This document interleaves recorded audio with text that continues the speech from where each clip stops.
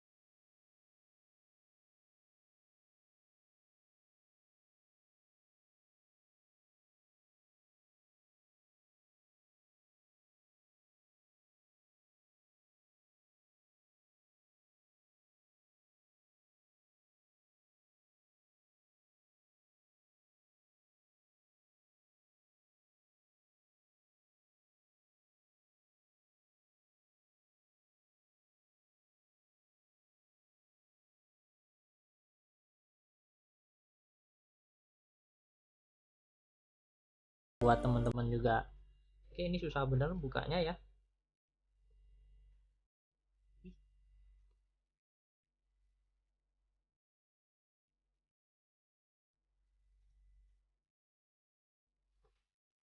Asli susah bener dah, saya potong aja. Ya, belum dipotong udah kepotong. Ya, begitulah. Oke, ini sisi dalamnya. Nah, sekarang kita coba lihat apa aja sih yang kita dapat. Ya, tentunya akses poinnya ya. Ya, akses poinnya masih kinclong ya, masih kinclong bro. Masih kinclong. Kemudian ini buku manual ya. Oke, di dalam kardusnya ini ada apaan ini? Ada stiker ya, tempelan. Sorry, tempelan. Ya, ini tempelan. Kemudian ini kabel power ya, seperti biasa. Ini kabel kabel tis atau cekak ya, kalau orang Indonesia bilangnya ini cekak. eh ini POE. Ini POE berapa volt ya, saya lihat dulu. Oh ya, POE UBNT itu ada spesialnya ya. Spesialnya itu ada tombol reset ya. Nah, ini bisa dibuka ini. Ini bisa dibuka. Nah, ini. Nah, ini ada tombol resetnya. Nah, itu tombol reset ya. Jadi kalau teman-teman udah pakai PO ini, kalau mau reset nggak perlu di access point-nya, tapi bisa menggunakan POE-nya ya. Langsung pakai POE, teman-teman tancap aja ya. Tancap.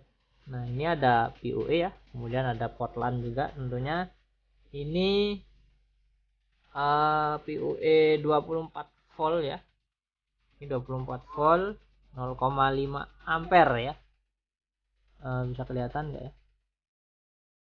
Oke, itu sepertinya kelihatan kamera. 24 volt 0,5 ampere.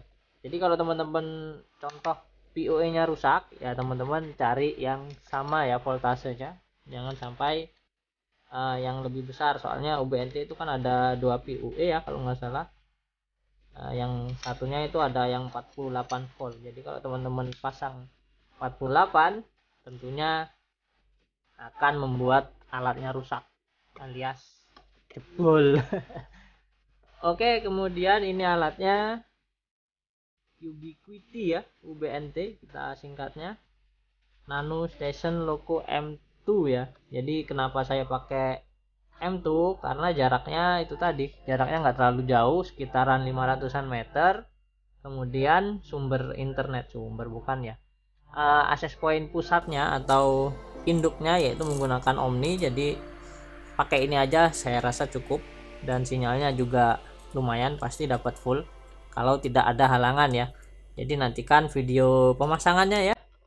Ini kita buka dulu. Iya. Kita buka. Oke, kinclong bro. Ya, kinclong wes. Ini ada lampu indikator ya, kalau yang baru tahu atau baru lihat alatnya. Ini cara bukanya, ini ada pencetan, agak susah dipencet, baru didorong ya. Kalau udah seperti ini kebuka sedikit, nah dari atas saja di sini ya pokoknya. Nah, ini ada tombol reset, kemudian ini kabelannya. Nah, karena ini saya gunakan untuk klien, jadi sumber internet itu nanti melalui wifi ya, alias melalui radio ini, kemudian barulah disebarkan melalui kabelan di bawahnya ya nanti ya. Jadi nantilah insya Allah video tutorial settingnya akan saya buat juga, sekalian video pemasangannya akan saya buat lah insya Allah ya, kalau ingat dan kalau sempat ya, soalnya biasa kalau udah masang kayak gini itu kalau udah fokus ya saya nggak bisa bikin videonya, karena yang biasa kalau pemasangan itu ya kadang hanya berdua, kadang ya sendirian, jadi nggak ada yang bisa ngevideoinnya. Jadi ya maklumi aja ya kalau saya jarang buat video pemasangannya. Oke, kemudian untuk spesifikasi saya rasa hanya itu aja yang penting ya. Kemudian ini ada 150 Mbps. Nah, di sini kan ada plusnya itu. Di lapangan saya pernah konfigurasi dengan sinyal full ya, tentunya sinyalnya good, bagus, itu bisa tembus hingga 240 ya. 240 ya. Jadi meskipun di sini hanya 150 ya, tentunya ini kan ada plusnya nih. Nah, plusnya itu saya coba pernah sampai 240 Mbps ya kalau di sistem statisnya. Kalau realnya ya, realnya paling 100 Mbps lah mentok ya, karena LAN-nya sendiri itu bukan gigabit, karena LAN-nya itu masih fast ethernet, jadi hanya support 100 Mbps. Meskipun wifi-nya bisa 200 lebih, jadi yang kita dapat dari LAN-nya ya tentunya hanya 100 Mbps. Kenapa wifi-nya itu bisa lebih? Kenapa kok nggak dibuat pas aja di pabriknya? Ya karena intervensi wifi itu kan banyak ya. Meskipun kita dapat 100 Mbps di wifi ya, di tulisan statiknya itu bisa aja kita nggak nyampe. Bisa aja kita hanya dapat 50 Mbps. Jadi kalau kita udah dapat 200 lebih, 100 Mbps itu pasti dapat. Gitu ya. Jadi intinya sih seperti itu. Kemudian mengapa saya pakai 2,4?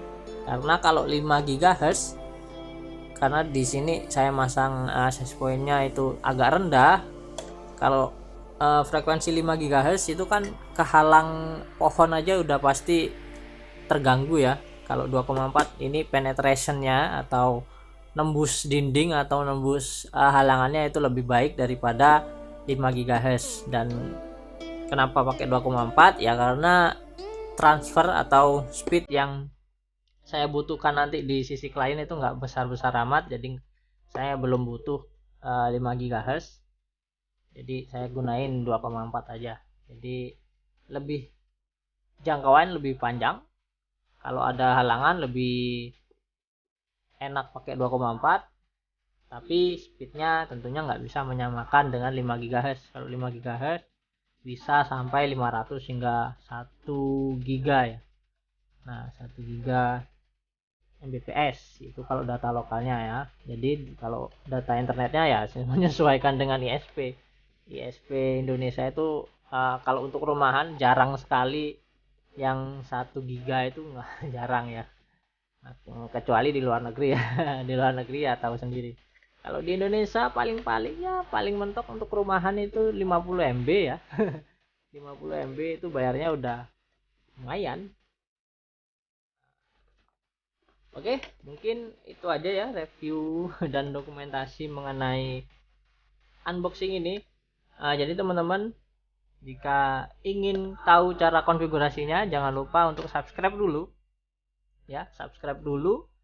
Kemudian aktifkan tombol lonceng. Jadi kalau ada video baru, teman-teman dapat notifikasinya.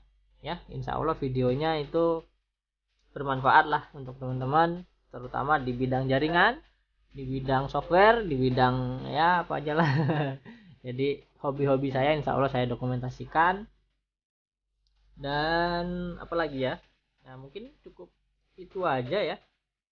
Dan ini yang di dalam boxnya juga nggak banyak, hanya ada ini ya, yang terpenting itu hanya ini. Dan tentunya adaptornya, kalau nggak adaptor gimana mau nyala ya. Kalau kabel kita bisa nyari lah, kalau adaptor susah. Oke.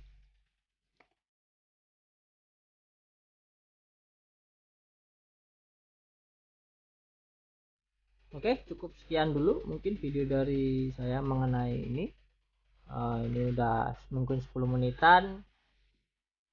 Oke, sampai jumpa di video-video saya selanjutnya. Jangan lupa untuk subscribe ya. Subscribe.